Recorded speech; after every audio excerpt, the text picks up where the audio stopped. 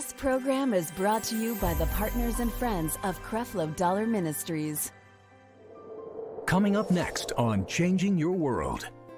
Do you want to be whole? So that's what God is asking us today. Do you want a new day in your life? Do you want things to turn around?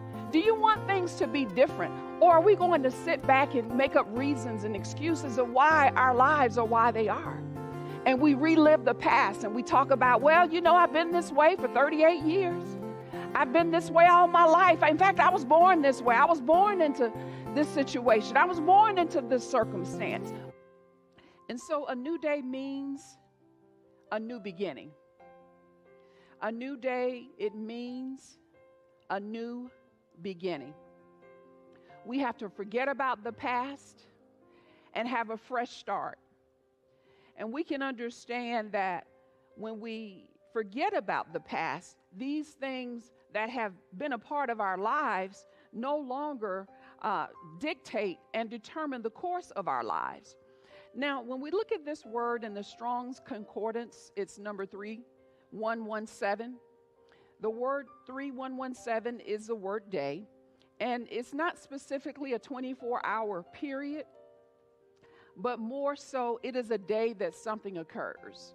Here, we can start in Matthew 28, verse 1, and we want to look at some of the things that reference days that things occurred in the lives of individuals, because I know that God wants to do things spectacular in your everyday life.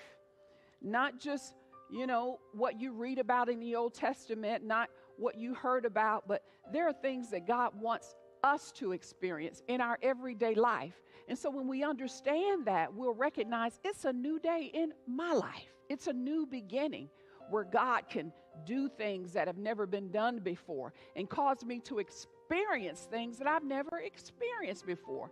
This new start, this fresh start, where we draw the line and say no more worry, no more fear, no more anxiety, no more depression, no more oppression, no more debt, no more bondage, no more, because these things will cause us to live in the past, but God wants to do something new.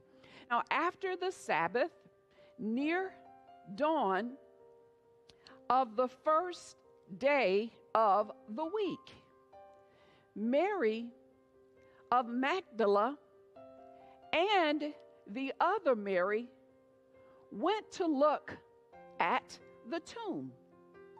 And behold, there was a great earthquake, for an angel of the Lord descended from heaven and came and rolled the boulder back and sat upon it. His appearance was like lightning, and his garments as white as snow. And those keeping guard were so frightened at the sight of him that they were agitated. And they trembled and became like dead men. But the angel said unto the women, do not be alarmed and frightened, for I know that you are looking for Jesus, who was crucified. He is not here. He has risen, as he said he would do.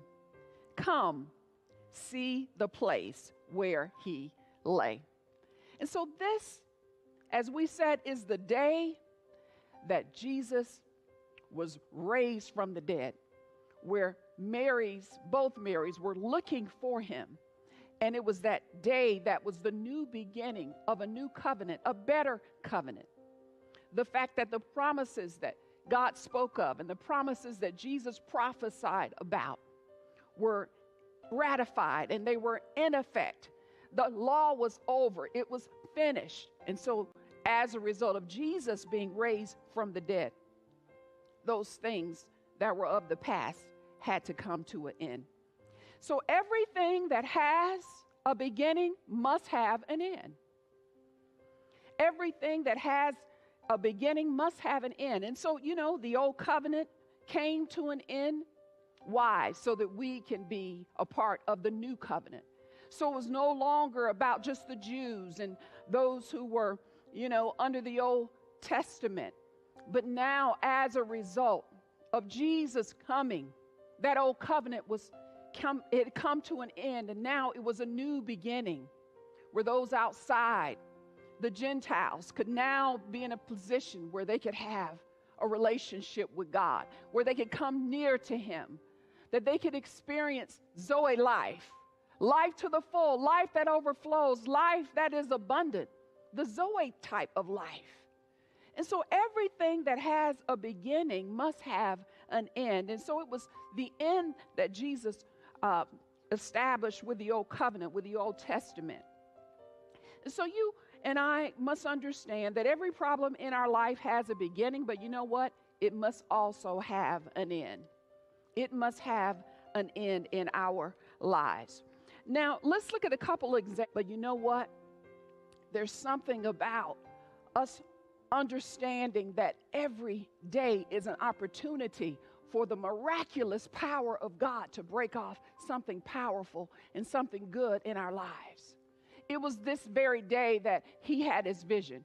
It was the very day that the woman was healed and the woman was delivered from all the issues that were haunting her for 18 years. And I don't know what's going on in your life that has been up to this point, but you know what? Just make up in your mind that this is my receiving day.